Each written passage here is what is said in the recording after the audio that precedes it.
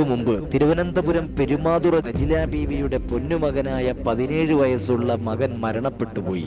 മരണപ്പെട്ടതിന്റെ കാരണം ഈ ലോകത്തോട് വെളിപ്പെടുത്തുന്നത് ഇങ്ങനെയാണ്: സുഹൃത്തുക്കളുടെ അമിതമായ പ്രേരണ കൊണ്ട് അമിതമായ ലഹരി ഉപയോഗിച്ചതിന്റെ കാരണം കൊണ്ടാണ് ആ പ്രിയപ്പെട്ട 17 വയസ്സുള്ള പൊന്നുമകൻ ഈ ലോകത്ത് നിന്ന് വിട പറഞ്ഞത് എന്ന് ആ റജില ബീവി എന്ന് പറയുന്ന ആ മകന്റെ മാതാവ് ഈ ലോകത്തിന്റെ മുമ്പിൽ വെളിപ്പെടുത്തുമ്പോ, ആ വെളിപ്പെടുത്തലിനെ ശരിവെക്കുന്ന രീതിയിൽ പോലീസിന്റെ കണ്ടെത്തലുകൾ നടക്കുമ്പോ, പ്രിയപ്പെട്ട സഹോദരങ്ങളെ, ഓരോ ഉമ്മമാരും ഓരോ ഉപ്പമാരും വല്ലാതെ ഞെട്ടിത്തെരിച്ചിരിക്കുന്ന കാഴ്ചയാണ്.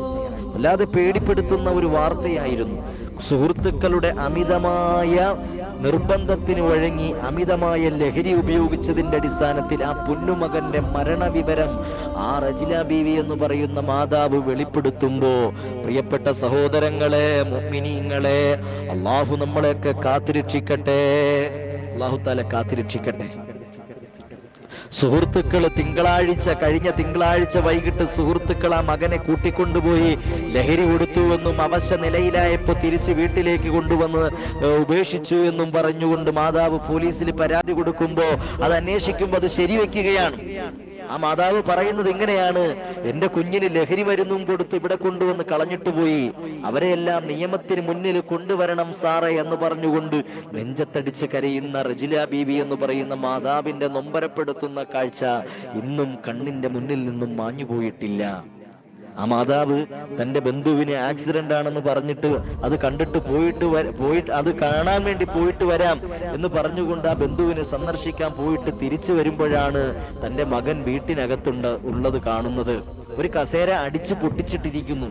എന്തു പറ്റിയെന്ന് മകളോട് ചോദിച്ചപ്പോ, വന്നു കയറിയപ്പോൾ മുതൽ ഇങ്ങനെയാണെന്നാണ് ആ മകള് മറുപടി പറഞ്ഞത്. ഉമ്മ, എനിക്ക് ഇരിക്കാനും നിൽക്കാനും വയ്യ എന്ന് പറഞ്ഞുകൊണ്ട് അവൻ തലയിൽ പിടിച്ച് വലിക്കുകയും ഞെളിപിരി കൊള്ളുകയും ചെയ്തു. കിടന്ന കിടപ്പിൽ നിന്ന് എഴുന്നേക്കാൻ കഴിയാതെ അവിടെ കിടന്നുകൊണ്ട് ഛർദ്ദിച്ചു. 1 ഉം 2 ഉം അവിടെ കിടന്ന് തന്നെ സാധിച്ചു. ഹോസ്പിറ്റലിൽ കൊണ്ടുപോയി ഇഞ്ചക്ഷൻ എടുത്തു, മാറുമെന്ന് പറഞ്ഞു. പക്ഷേ സുബ്ഹാനല്ലാഹ്, 2 ദിവസം കഴിഞ്ഞപ്പോ ആ പ്രിയപ്പെട്ട മകൻ ഈ ലോകത്ത് നിന്ന് വിട പറഞ്ഞുപോയി. അല്ലാഹു തആല കാത്തുരക്ഷിക്കട്ടെ. അല്ലാഹു തആല കാത്തുരക്ഷിക്കട്ടെ.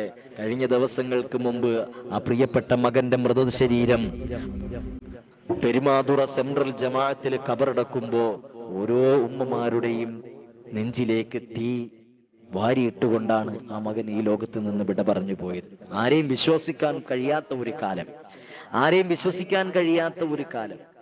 സുഹൃത്തുക്കളെ ആണെങ്കിലും സഹപാഠികളെ ആണെങ്കിലും അയൽവക്കത്തുള്ളവരെ ആണെങ്കിലും മാതാപിതാക്കളെ ആണെങ്കിലും മക്കളെ ആണെങ്കിലും ഒന്നും പരസ്പരം വിശ്വസിക്കാൻ കഴിയാത്ത ഒരു കാലം. അമിതമായ പ്രേരണ കൊണ്ട് ലഹരിക്കടിമപ്പെട്ടിട്ട് എഴുന്നേക്കാൻ കഴിയാതെ അവിടെ കിടന്നുകൊണ്ട് ഛർദ്ദിക്കുകയും 1 ഉം 2 ഉം സാധിച്ച് അവിടെ കിടന്നൊരു ഭ്രാന്തനെ പോലെ തിരിഞ്ഞു നടക്കുകയും അവസാനം ഈ ലോകത്ത് നിന്ന് വിട പറഞ്ഞു പോവുകയും ചെയ്ത 17 വയസ്സുള്ള പൊന്നു മകന്റെ മരണ വാർത്ത നമ്മൾ ഓരോരുത്തരെയും ഇരുത്തി ചിന്തിപ്പിക്കണം. എൻ്റെ പ്രിയപ്പെട്ടവരെ, അള്ളാഹു നമുക്കെല്ലാവർക്കും സൽബുദ്ധി തരട്ടെ.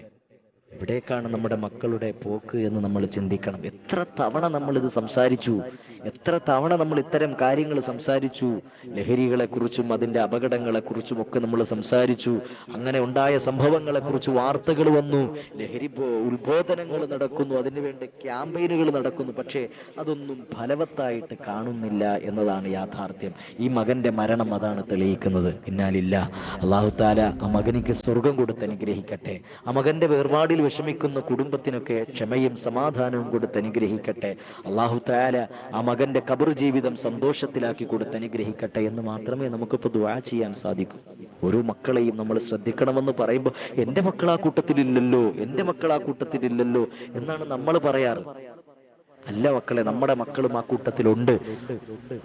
ഒരു കണ്ണ് നീ കുടുംബത്തിന് വേണ്ടി മാറ്റിവെക്കണം.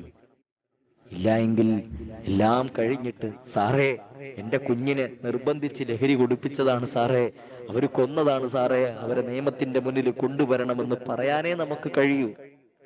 പോലീസും കേസും ഒക്കെ അത് പിന്നീട് അതിന്റെ വഴിക്ക് നടക്കും, അത് വേറെ കാര്യം. പക്ഷെ നഷ്ടപ്പെടുന്നത് ആ കുടുംബത്തിന്റെ സന്തോഷമാണ്, സമാധാനമാണ്. അതാര് തിരിച്ചു കൊടുക്കും? ഇതൊന്നും നമുക്ക് ചിന്തിക്കാൻ സമയമില്ലല്ലോ. അല്ലാഹു തആല നമുക്ക് എല്ലാവർക്കും ഹിദായത്ത് തരട്ടെ.